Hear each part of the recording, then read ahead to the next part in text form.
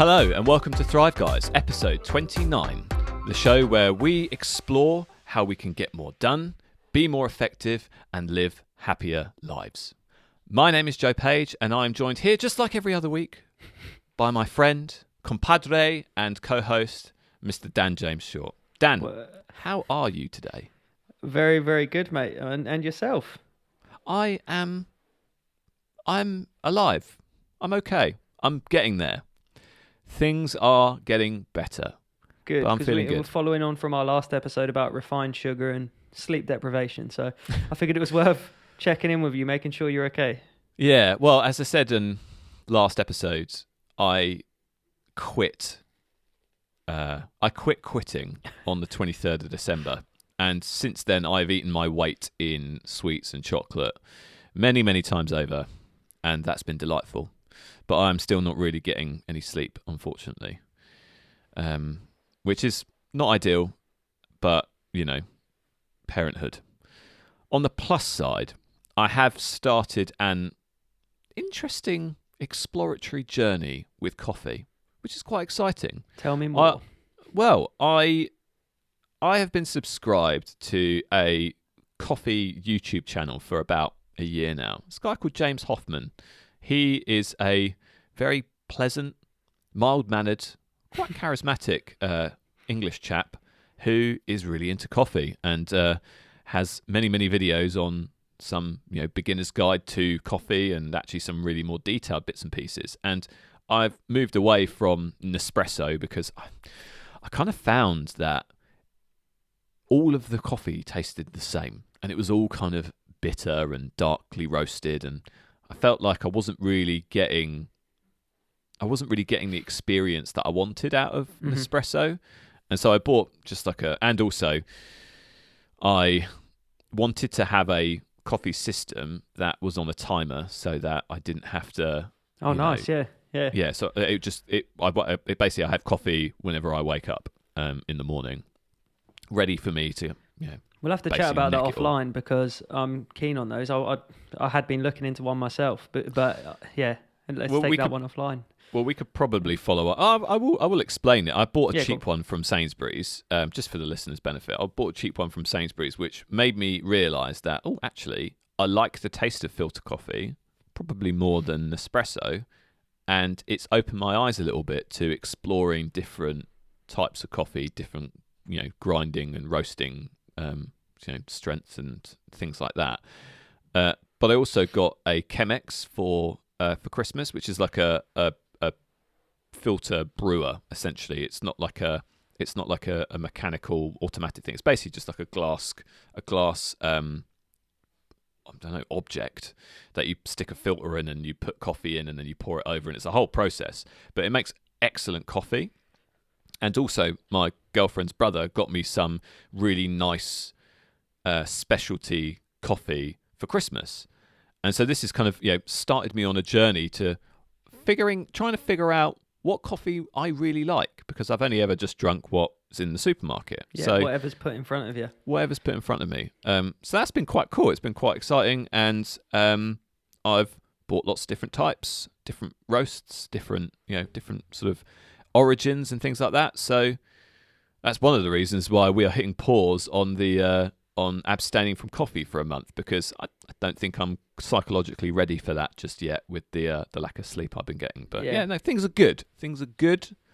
I'm finding positives in a challenging environment, which is part of what we're going to talk about today. So yeah, exactly that. So do we want to do? We normally have the segment for win of the week. Did we want to do a win of the year? This is our put this in the show notes, and actually I think it's a great idea to, now that we are in the year 2022, we always do win of the week, and that was actually worked quite well when we were a weekly show, and works still okay now that we're a when we can show. But this is quite a landmark episode. It's not quite episode 30, but it's still a landmark one, because we're going to be talking about our 2022 yearly objectives and yearly themes and what we're going to be focusing on improving about ourselves and our lives and all of that good stuff in this year. So yeah, you tabled the idea to sort of review very briefly, where we won in the year 2021. So yeah, absolutely. So for those of you who don't listen to our show, and this is the first episode that you've listened to, hello, welcome. I hope you stick around for the whole, however long this takes to record. Win of the week, and in this case, win of the year, is a segment at the top of each show where we share something or some things that we'd like to celebrate, just to make sure that we start the show on a positive note. I would be really keen to hear where you won last year. So why don't you share your wins with us on social media? So we're on Twitter. I'll put the links to our Twitter and Instagram in the show notes. It's @ThriveGuysPod. If you have something that you want to share with us, a win, maybe you've got a yearly theme like we do, please share it with us, and we'll definitely give it a read, and maybe it'll impact our yearly themes for this year too. So Dan, why don't you start us off with your win of the year? So I want to start off by saying that this year has had like a massive amount of ups and downs. I moved house. I've got loads of wins. One of the biggest wins being that I moved house. But I figured that actually over 2021 I created something from the ground up. I created Automate, which was my automation platform that I use for something for daily practices, and it's something that's allowed me to work massively more efficiently throughout the year. And it's something I never thought that would be possible. And doing all of that in the space of a year whilst trying to build the audio business and doing the podcast as well. At the moment I have like a bucket load of business processes running from my server to the point where I'm adding value. Like even when I'm on holiday at the moment, it's still running, ticking along. And it's been a huge learning experience, but I'm kind of grateful to have given it a shot because it's resulted in me almost doing that as my full-time job. So yeah, that's been my win. Your role now is basically developing and improving on that Automate bot in effect, isn't it? You've moved away from your current role, and so if I was to pin a win for you for this year, it would definitely be that. So congratulations. Thank you very much. So I figured rather than give you a specific win of the year, I thought I would just reflect on last year's theme, because there have been lots and lots of wins, and I talked about a win, a couple of wins over the last 12 months, and in July I hit £1 million of ABC, which I talked about last week in terms Always of what be that closing. meant. Yeah, I wish it meant that, but no, it's something like annual average booked credit or something like that. It's basically how we measure order intake, and 1 million is a first in our division and in our company, so that's a pretty big tick. And then at the end of the calendar year, I achieved my full year quota in 6 months. So those are some business achievements that I'm quite proud of. But the year of prestige was all about, just like when you take a prestige level in Call of Duty or in one of these other FPSs, going back to the beginning and moving the needle and starting again, maybe focusing on some different perks and traits and things like that. And I broke down the things that I wanted to focus on into a few seasons. So I'm really proud of how far I've come in the last 12 months. And I can safely say that I've moved the needle in all the areas that I was hoping to make a difference in. So, to start with, we had the season of reading. Now reading is part of my lifestyle. In fact, the Kindle app is actually on the dock on my phone, so it's always ever present. And I've read loads of books. I've read loads of books this year. I started with non-fiction, and now I've kind of transitioned into fiction books and things like that. And that's been really, really fulfilling. And it's been a nice thing to do over just scrolling social media. I now have multiple creative outlets, including this show, which is more than what I had the year before last rather, which was 0. So that's definitely moving the needle if ever I've defined moving the needle before. I think where I've struggled the most and actually have made the least amount of progress in, but I've still made progress. It's still and this is the whole point of a yearly theme, right? It's not a goal-focused objective. It is looking at a trend and seeing if you're trending in the right direction. Absolutely. But I am slowly becoming less negative, and I'm slowly changing my mindset to get to rather than have to. And I would always be, I have to do this, I have to do this, I've got to do that, I've got to do that. And now I'm trying to reframe my mindset into, well, I get to do this, and I get to do that, and I get to do the other, So Can I just chime in on that point specifically? The being less negative and changing your mindset from have to get to. The big part I found with that, because I actively try that, and it's a big part of my new year, but we will go into that in a bit more detail. But one thing I found super difficult about that is if you work as a part of a team, is trying to instill that kind of attitude on other people. Because when somebody comes to you with like a problem, trying to flip that on its head and being like, actually, yeah, it is a problem, but at least we get to deal with it, for example, and stuff like that, is very, very difficult. But it's really good to have that on the forefront of your mind as being the person that instigates that, because then it kind of affects everyone around you. It's the repercussions of being more positive around everyone else and the morale that it brings with it. So it's a really, really good point. And I'm glad that you've you've at least carried on trying to be less negative and stuff like that. Yeah, that's awesome. a very good point. That's a very good point. And actually, it's difficult because you can't control how other people feel. Exactly. That is always going to be outside of your control. But what you can do and what is in your control is how you react and how you react to negativity and those thoughts and feelings and all of that sort of stuff. So yeah, absolutely. If you can be that positive beacon in your team, then I can't see that as having any drawbacks, having any negative sort of aspects to it. You will be perceived highly both by your colleagues and peers, but also by your management team. Exactly. I can't see it being a bad thing. You can't see someone coming into a meeting and saying, bloody hell, that guy's too positive. I'm sick Yeah, of exactly. it. Oh, that can-do attitude. Oh, get it in the bin, So exactly. So yeah, I can only see that as a positive attribute. And finally, I am sharing lots more on social media and contributing to different online communities, which something that forms part of my theme for this year too. But I'll come back to that when we go through what this year has been all about. So I'm feeling reflective but positive. The year of prestige was foundational. It's not complete, but I'm glad that I took the time to focus on some different skills and perks and all of that good stuff. To use that game analogy, probably overuse that game analogy, but you get what I mean. So yeah, that's my win of the year. Feeling pretty all right about 2021, and it's been a seismic year in terms of change and upheaval and all of that. But I've held it together. No, so well done. Meat and potatoes. The beef and spuds, the chicken and mash. Was. Oh, the chicken and dauphinoise. That was good. Lamb and roasties. Indeed. This is what we're going to be talking about today.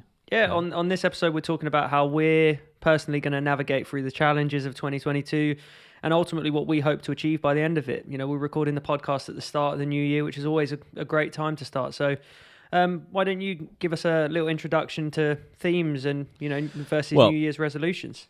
Yeah, I figured this would be a good place to start because lots of people think about the new year and they think about making New Year's resolutions. And so at this time of year, there's lots of talk about that kind of thing. And, the whole hashtag New Year, New Me adage. And I suppose New Year's resolutions haven't really ever jibed with me very much. I've never really been much of a fan. Normally because I make them, last week of December, I think, I'm going to do this differently. And then I completely forget that I've made that resolution. I might have written it down somewhere in a place where I never look.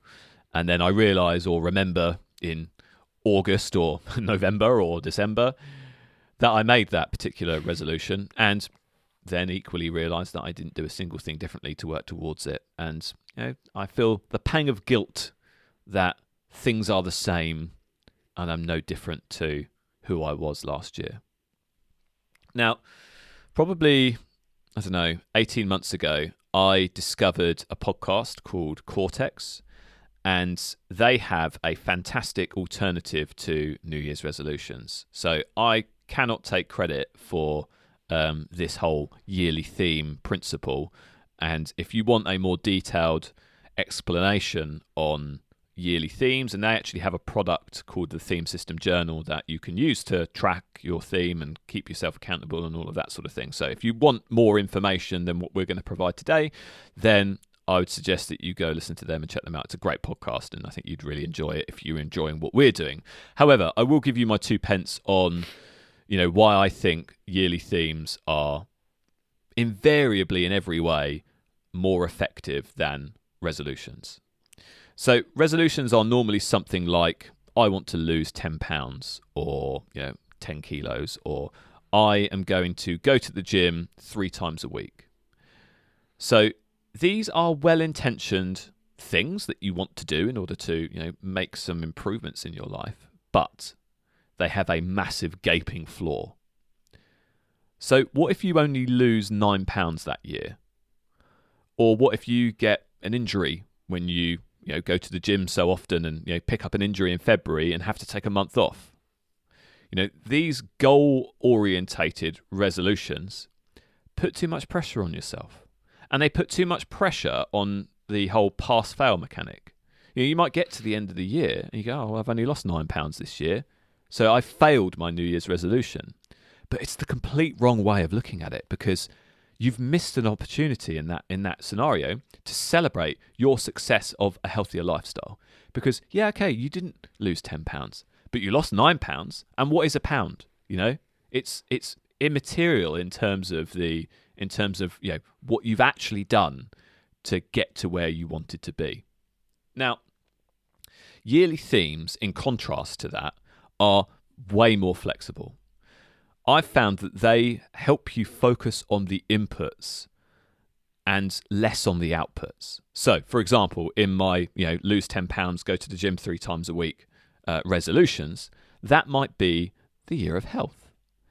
And the inputs might be you want to improve your diet, get more regular exercise, and actually you might want to focus a little bit of time on mindfulness, so not only looking after your physical, but also looking after your mental. Now, you'll notice that there's no specific kind of smart objective or goal or outcome that you're trying to achieve. So you can celebrate that not only have those changes in your life helped you lose 9 pounds, but you feel better, you have more energy, and you might have better clarity of mind. And those weren't things that you were necessarily hoping to achieve at the start of the year, but you've been able to enjoy the journey. You've been able to reflect and go, do you know what? I made these changes to how I input into myself and into my personal productivity or health or whatever it might be. And these are the happy consequences that I have realized as a result of that.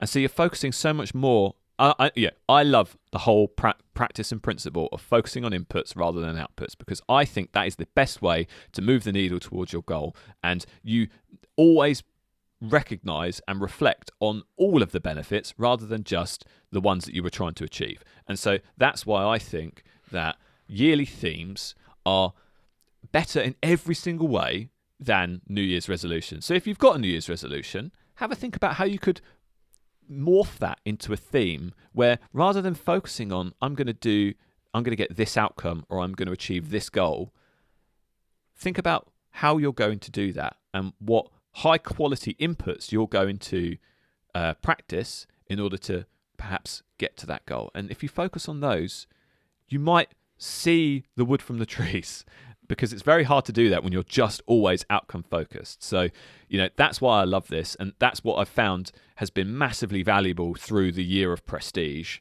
And I'm hoping that I'm going to continue seeing the value in my 2022 theme. But I'm going to share that with you, dear listener, and with you, Dan. But I'm keen to get your to get your sort of yearly theme. What is your yearly theme for 2022? Why don't you run me through it? Because I feel like I've probably been talking too long here in terms of explaining to the listener why this is so much better. But I think it's important to set the scene first before we start waffling on about what we're going to be doing this year. I was going to say it's massively important to acknowledge that the difference between New Year's resolutions and themes. And yeah, as you effortlessly described, above and beyond, we're on the hot topic of themes. So I split my themes down into quarters, and I think you've done the same in terms of seasons, right? So I've tried to come up with like an overall theme for each with minor subtasks along, and along with this, I've set 2 overall get it done tasks that I want to accomplish over the whole year. So I have a yearly Notion page that's more like a spaced out version of what I use for my weekly boot up. So it's something I'm familiar with. I just took the initial template, changed it to yearly. And it has a nice little live bar chart that shows how far along I am into the days, months, weeks, and years, powered by like a widget company called Indify. Okay. So the benefit of this is that it's so familiar because I use it every week for my boot up. So it only required minor tweaks to make it work for the year, and that familiarity meant that I had no trouble filling it in. So as I said, I split it down into seasons, slightly different to how you've done it, where I've got winter, spring, summer, autumn. Excuse me. So my season of spring is about reflection and friendships. So in spring, I wanted to take a real look at how I'm feeling and spend some real time journaling honestly. And I wanted to take a step back early in the year to take note of, what I've already done so far and where I actually want to be. Because in earlier episodes, we spent a lot of time talking about the ideal versions of ourselves, and I didn't really take into account the future versions of myself. And with a new job and living somewhere else, it's kind of the perfect year to be thinking about the longevity of it all. So the whole idea of that reflection and friendships theme is that I want to be reaching out to people and I want to be checking in with myself regularly. And with that being on the forefront of my mind, it means that I will journal every day. Like over December, I kind of threw the journal in the bin and was like, well, I don't need it. I'm not really doing anything. I'm just kind of socializing. Let's just forget how I feel and come back to it. And yeah, I've already started to try and make sure this was the case by reaching out to people to check in. But I also offered one of my evenings last week to help one of my friends get a productivity system in place early in the year to track their data for a new job they were moving into. So nice. And that's part of, where I want to go. And I really want to focus on being more mindful, which is like the overall theme of the whole year. For summer, I've got health. So as you mentioned, in terms of I haven't written down that I'm going to do 100 press-ups a day or anything like that. I described in the last episode that I'm fairly active, but I never really apply a proper theme to kind of just being healthy. I just try to live in a way that involves me being active, including dog walks, climbing, lunchtime walks, morning walks. I used to jog often. I used to go to the gym often. But I feel like as time goes on, I don't want to miss the opportunity to be the best version of myself, I'm 31 this year, and I don't want to be that guy that's in his 50s that's never kind of seen myself in what I'd describe as my prime physical health. I'm as we alluded to earlier, we're both very average people when it comes to physical attributes. Speak for yourself, mate. We are both very average people. There's nothing average about me, but that isn't necessarily a positive. But, No, and I think it links directly to the experiments we'd be doing as well. We were planning on drinking less coffee, spending less time on social media. And I think all of those kind of attribute to your overall well-being and your health. Autumn, I wanted to get back into meditation, so it's the theme of mindfulness. As we approach the latter months of the year, I wanted to apply some dedicated focus on being more aware of my emotions and triggers. And, this involves actually taking regular breaks at work and continuing therapy throughout the year. And I want a whole season dedicated to being the best version of myself. And, I need to continue and serve and kind of love myself more so that it can be reflected on others. So my actual get it done tasks, I've only got 2 this year. And my get it done tasks are that I want to build my studio. I'm about 47% clear of getting stuff out my garage so far. How have you got 47% though? How have you actually measured that? Is that just an arbitrary number, or do I really not want to ask? Is this going to be You've opened the can of worms. It's not a long description. There was so much stuff in the garage when we moved that I created an inventory based on everything. Regardless of size, it's literally an item, a binary item. It's either it exists or it doesn't, right? Do you And have a then Notion database with every item? Correct. Because, well, we had to decide what we were selling, what we were binning, and what we were moving, and what we were donating. So That's excellent. yeah, because we had so much stuff, I was like, I didn't know where to start. So I was like, I'm going to list down what's in there and just work out how much of it we can put in a skip, because we were weighing up the cost of getting a skip and throwing stuff in it. But then I was like, well, what if we get a skip and we actually go through everything and go, hang on, we need that, or that might be useful here. So yeah, I created an inventory. Sense. And it's like whenever Kerry sells some of my items, I just tick it off the inventory or change the status to donated or sold, whatever it was. Like that, I had a guy come around and pick up some speaker stands this morning. 20 quid in the pocket, done. You know, he wanted them. And it was just like, I can just tick that off the inventory. That's another whatever percent it is. I think there's only 60 items in there, but that's still a lot to go through. Yeah. And then I've got a percentage assigned to, you know, how well the studio build's going in terms of, you know, are the walls up, are the windows installed and stuff like that. So I've got like a dependencies database where it's like, well, obviously you can't put the door in without getting rid of the garage door, for example. So it's finding someone to pick it up and remove it. So that's my big goal. I want the studio build to be completed. I was aiming for early this year, but as long as that's done throughout the year, I'm happy. And as you said with themes, it's not that I'm going to be doing, you know, January's getting rid of the garage door. It's like as long as the studio is built by the end of the year, because I've got big plans in terms of what I'm moving in there and how I'm going to do the podcast in the future. You know, I want to get my really nice desk back. I'm working from my studio desk at the moment, which isn't ideal. And I want to invest some time in the podcast. I want to have a nice backdrop and all that sort of stuff. So that's part of my theme. Get the studio done so I can get those plans moving. The next one is that our garden needs to be renovated. We've got like a really nice sunny garden. It's sunny basically throughout most of the year, throughout all of summer, and there's so much opportunity for it to kind of look beautiful. But we basically just kind of threw a couple of plants in there since we moved and a table, and that's it. And that's kind of my big goals. Just sort out the garden, sort out the studio, and then I'll hopefully live comfortably.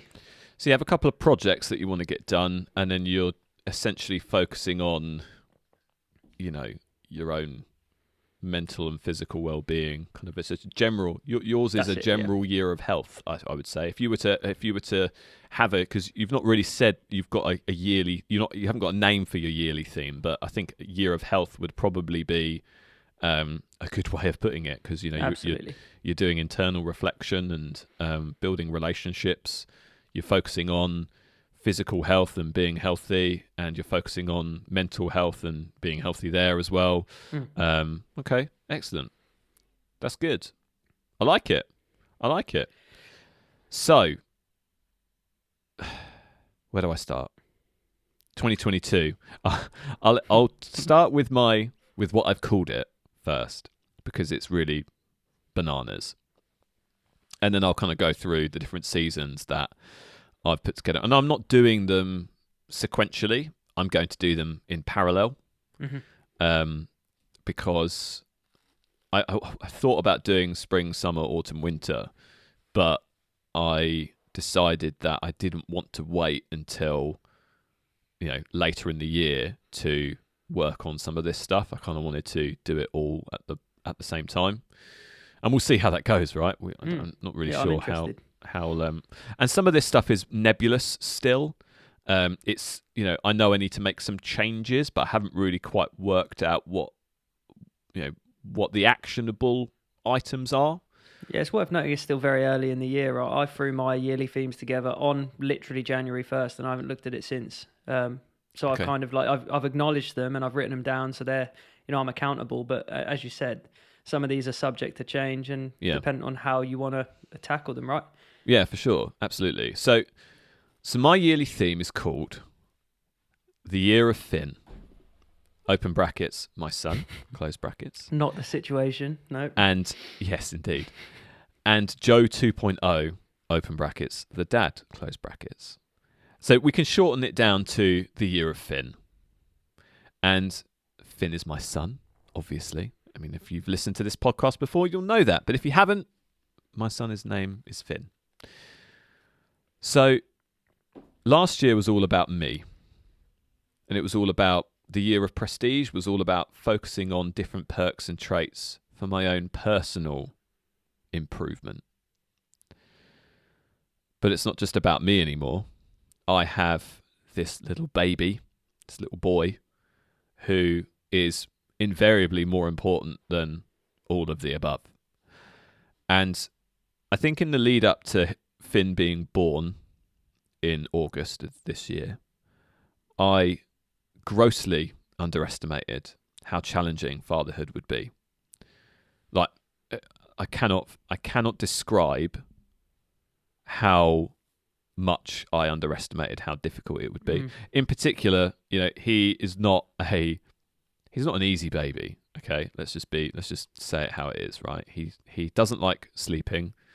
He's very happy, and he's actually developmentally ahead of where he should be for his age. But the cost of that is we haven't really nailed his sleep, and it hasn't really been good since he was born.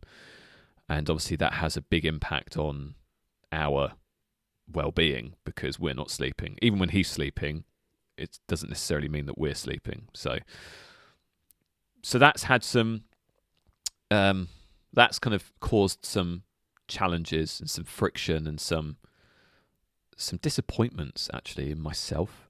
And I feel like I owe it to my son to have him be the focus of my theme this year. But it's not all going to be about him, right? I have to do something for myself as well, because otherwise I'll lose my mind. I've realised that I can't just be dad. I have to have some sort of semblance of identity left. And so one of my seasons is about me. But 3 of the seasons are not about me.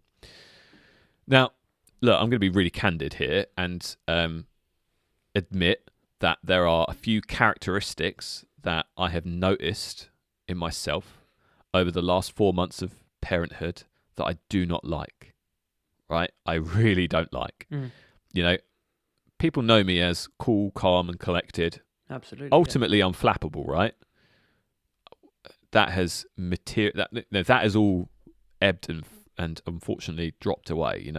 There is nothing more challenging to, there's no more pressure. There's no higher pressure situation than having a child who's crying and you can't figure out why they're crying, and it's 3 a.m, you've not slept, and that cumulatively as a chronic thing has meant that the once cool, calm and collected sales leader that you see before you is now very often a knotted up ball of white hot rage.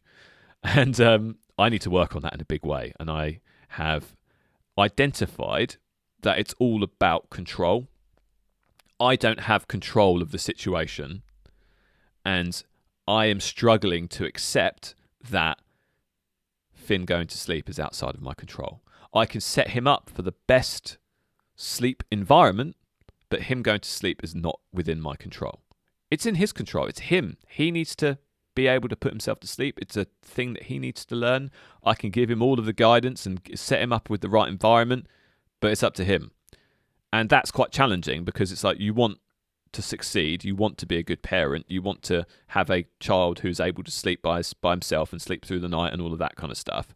And not being in control of that situation, no matter how much effort and how much input you put into that, is really challenging. And I'm the sort of person that I need to feel like I'm in control, and that's why I'm cool, calm and collected, because I put an insane amount of effort into trying to control every situation that I'm in. And so being in a situation that there is no way that I can control it, it just doesn't jibe, and it just creates frustration and anger and all of that sort of stuff. So I've split down the areas that I need to work on into 3 main areas, and then I'll talk about the season of Joe 2.0 as my kind of final season. And it's the first 2 are probably the biggest, right? And it's about acceptance and patience. Yeah. So the season of acceptance is all about, it's a kind of a continuation from get to and have to. I need to start to change my mindset to be more accepting of the way things are right now. Things are really different for me, different than they've ever been, right? To give you an example, I only realised 2 months ago that, at least for the foreseeable future, I am physically unable to go to sleep every night before Finn is asleep, right? We need to have Finn asleep first before then I can sleep. And if Finn doesn't want to sleep until 1 a.m. because of whatever reason, or if we can't get him to stay asleep, I have to accept that, because I can't just give up, right? There is no giving up, right? And I have to just ride that wave. I need to stop fighting against things like that. I need to stop fighting against, things were better the way they were before. I was able to do this, I was able to do that, and now I'm not. I have a responsibility that is more important than anything I've ever done before, and fighting against these kind of these challenges and reminiscing of a much more skin deep life of not really a lot of there wasn't a lot of hardship in my life before this, and things are getting tough, and so now I'm feeling like I'm flaking a little bit. I need to change my mindset and just be more accepting, because I think that will make me feel a lot better. I'm trying to push against and try and make things the way that I want them to be, but I need to accept the way that things are. Does that make sense? No, absolutely.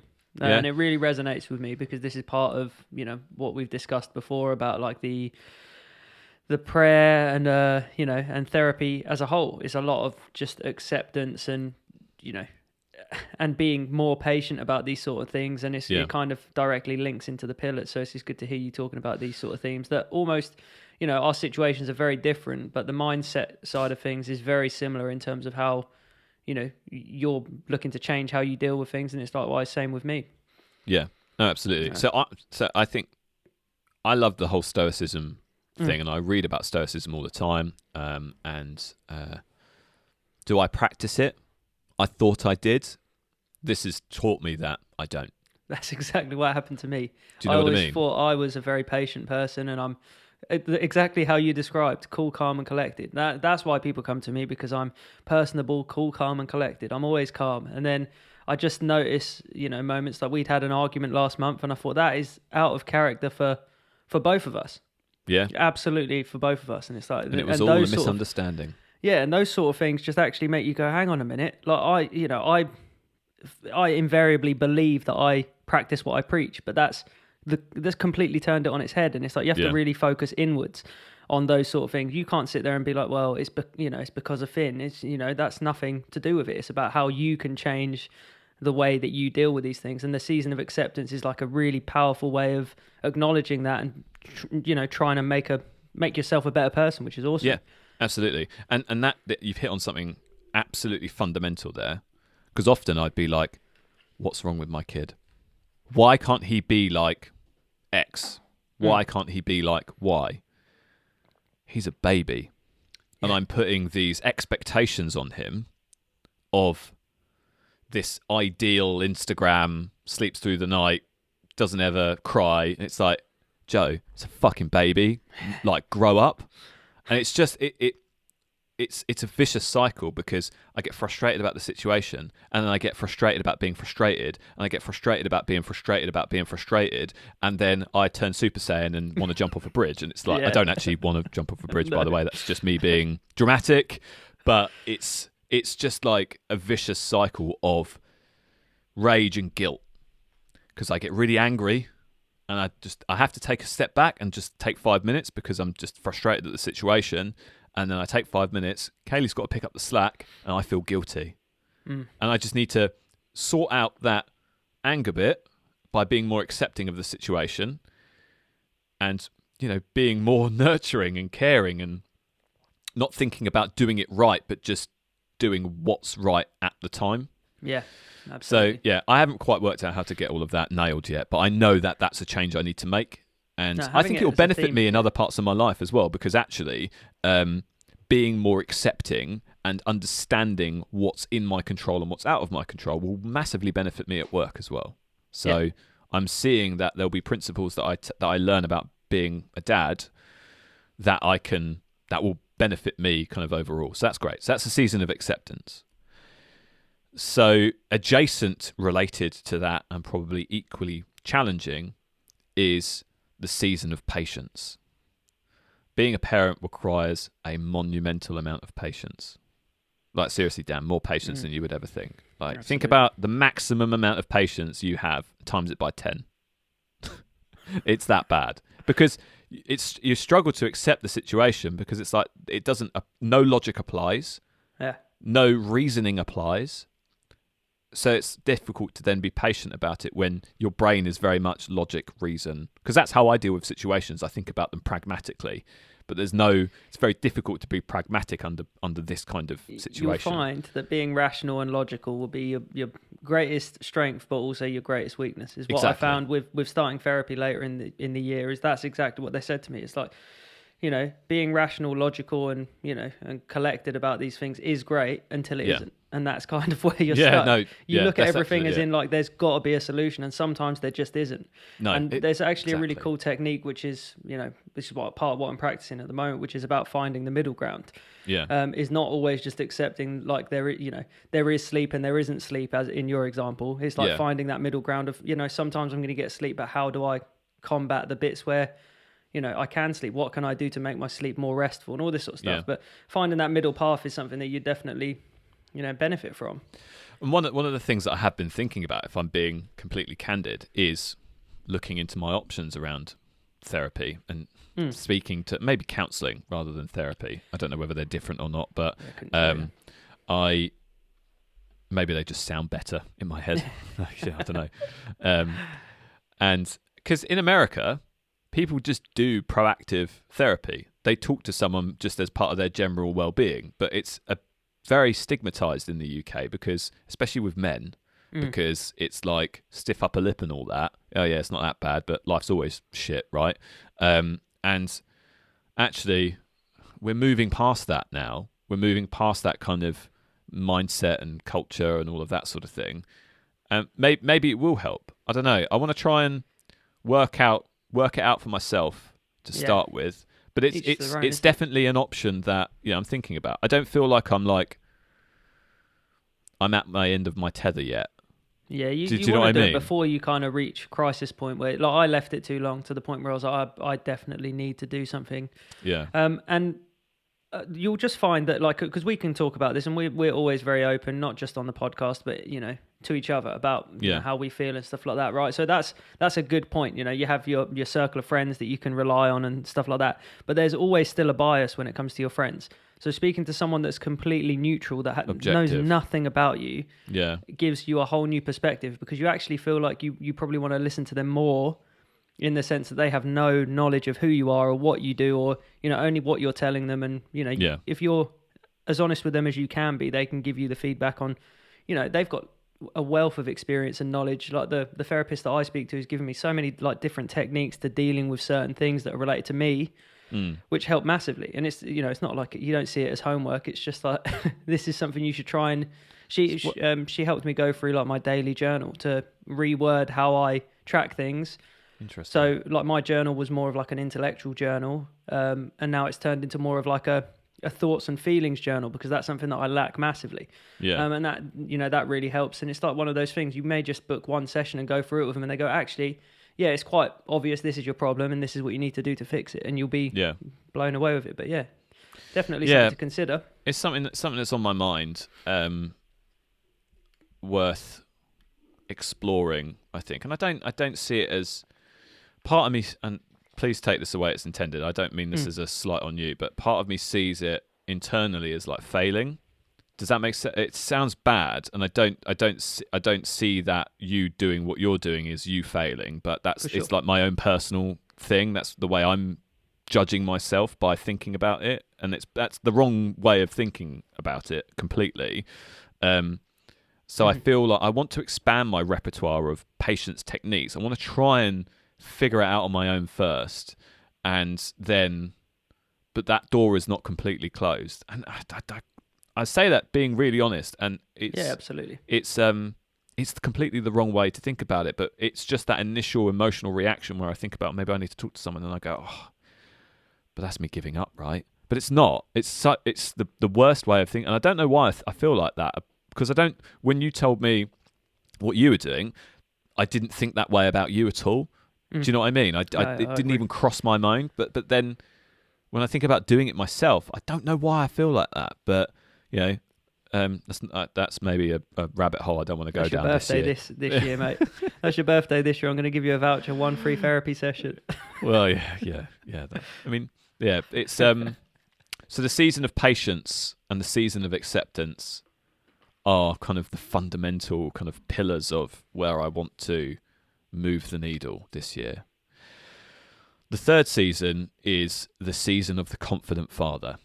And this is a season that will probably take precedence later in the year because Finn will be old enough that he's eating food and he's not, being exclusively breastfed, because I can't look after him for more than a few hours because he needs to eat, and he only eats. He doesn't take a bottle at the moment. And that's a whole other thing that I won't get into. But I want to make sure that I spend time alone with Finn without the kind of quote safety net of Kaylee there. And I need to get more confident in my ability to tackle any situation, because sometimes, and this is all linked to the acceptance and patience, sometimes he will just be crying and I will not be able to do anything about it.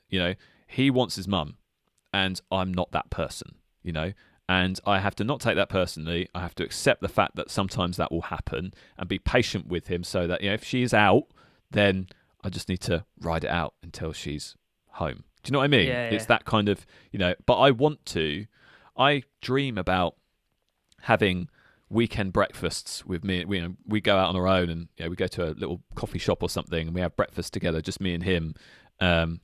He's obviously a little bit young for that, but that's where I want us to get to. And I'm really excited about that. I just need to get over this whole thing first. And that's all kind of linked to patience and acceptance. So I feel like those three are interlinked, and they're not about me. They're about basically me showing up the way I want to show up. And as an overarching kind of theme there, I want to be a better dad. I want to be the best dad I can be. And I actually want to put some graft into acceptance and patience. And honestly, not make a lot of the same mistakes that maybe my dad did with me. That's kind of led us to this road here. And I spoke to my dad about it, and he empathized with me massively about feeling out of control, because he's a control freak like I am. And that was eye-opening, actually. And it's like, maybe it is a little bit of nature and nurture. And that's how that's how I know how to parent, because that's what I've seen. And, kids are like sponges, and I don't want... I want to break that cycle, So the final season, and this is more about me, this is personally about me, is the season of Joe 2.0. And this is all about improving and expanding my personal brand. So what I mean by personal brand is, we do this show and we talk about, the craft of getting work done, how we can be more effective, live happier lives and all that good stuff. And we have an audience of listeners. But why should people listen to us? No, we're just two normal blokes. And in my job and my jobby job, I am just, I'm sales leader, but I don't necessarily stick my head above the parapet very often. And I want to change that. And I want to expand my kind of personal brand inside and outside of work by doing different things. And actually having a bit of fun with it, creating different types of content and sharing it on different platforms, because we do this show, and I've done a couple of YouTube videos in the past, and with limited success. And I want to try some new things this year. I want to try something that doesn't require a lot of time sink, so not loads and loads and loads of editing, because I don't have the time to do that, right? So I'll give you an example. LinkedIn is something that I actually I want to explore a little bit more. And the reason being is I've been thinking about yearly themes for a while, and I thought, why don't I just turn my camera on and just speak about yearly themes versus New Year's resolutions? Like, don't do any like YouTube-y type editing, just switch the camera on, have a kind of a broad outline of what I want to say, and just say it, and then upload it to LinkedIn. And because it's not a platform that I really use, but I always see stuff like that bumbling around on LinkedIn. And I thought, well, I could do that. Why don't I give it a try? And I did that a couple of days ago, and it's got like 1,000 views, and it's got loads and loads of engagement from people out of work. And even I've had like 30 new connection requests. Nice. And my profile views have gone like through the roof as a result of it. So, like, well, I mean, that kind of, the proof is in the pudding, volumes, right? It? It speaks volumes, yeah, because, we put something on our Thrive Bites YouTube and it got like 50 views, and that's just kind of, the nature of the beast, right? But it seemed as though people were more receptive to, it was literally just an 8-minute video of me kind of giving an introduction on yearly themes versus resolutions. So it wasn't, and it was just that. That was it. There was no B-roll, there was no crazy cuts or anything particularly arduous. I just recorded it, trimmed it a little bit, and then uploaded it. And it's like, I haven't really shared what I've been doing with Thrive Guys on LinkedIn either, and I want to do that some more as well to try and build up my the brand. And so my end objective is to basically get more people to listen to the show. And I feel like if we're people that people want to listen to, they might search and find the other stuff that we do. Do you see what I mean? So I think it only ever provides value. And do you know what? You've touched on it's not part of my yearly themes because I've got enough going on with the studio and stuff. But part of the reason of pushing the studio to be one of my top priorities is that it's not just a music studio. It's a dedicated space away from my work desk where I've got arguably like clutter and, the feeling of work. I work from it 8 hours a day, sometimes 9 hours a day, then finish work. I don't want to, go get my dinner, come sit back at the desk and go, right, let me unplug my laptop, put my Mac in and start talking to the camera, right? Yeah. Whereas the feeling of just like standing up and going into a completely dedicated space that looks nice and is ready is, pertinent to being able to just sit there and talk and record short clips, as you said. Yeah. Because that's part of, and as you said, proof is in the pudding. You put a video up and people engage with it. And the podcast is arguably one of my yearly themes as well. It's not that we've let it fall by the wayside, but it's something I want to put more focus into. And we discussed it briefly in December. It's not something we want to just let slip away. It's something that we want to keep working on. It's just finding the time to do it between our schedules, and moving to no weekends is like a big plus for me because I don't even have to think about it now. It's just I check my calendar and go, yeah, I'm ready. Let's do it. Absolutely. Yeah, absolutely. So, no, I totally agree. So I'm excited for this year. I'm excited to see where things go. And just to kind of give you a brief overview of the tech side of it, so how I track this and all of that sort of thing. I've talked about this before, but similar to you, I have a Notion page, which is like a yearly planning page. And I have like a template that I go through where I kind of try and work out, okay, what do I want next? Where do I see myself? Visualize what me 12 months from now looks like. And that's how I kind of work back from that in terms of, right, well, where are the areas that don't align with the ideal vision of myself? And that's how I've kind of arrived at the kind of the 4 pillars of the 4 seasons of this yearly theme. And then I've got, as I've described, I've got a page for every season, so I can kind of describe what success looks like and kind of reflect on each season as it goes through, and then that kind of rolls down into the months, the weeks, the days. I've had lots of conversations on the show with you about kind of the whole daily, weekly, monthly process. So I don't know what episode, but you'll be able to find it if you want to find out more. So yeah, I think, well, that's all we've got time for today, Dan. I don't know whether you've got any final thoughts before I bid you farewell. 2022, the year of positivity. That's all I'm going to say. That's what we both are focusing on as the whole overall theme. And I think that's all I'm going to be aiming for, is to live more positively throughout the whole year. Nice. In line with those themes, yeah, absolutely. I'm excited. Yeah, same. Good stuff. Well, look, thank you very much for listening, everybody. If you found anything valuable about today's episode and you'd like to ask us a question, or maybe share what your yearly theme is, I will include our Twitter links and social media bits and pieces in the show notes.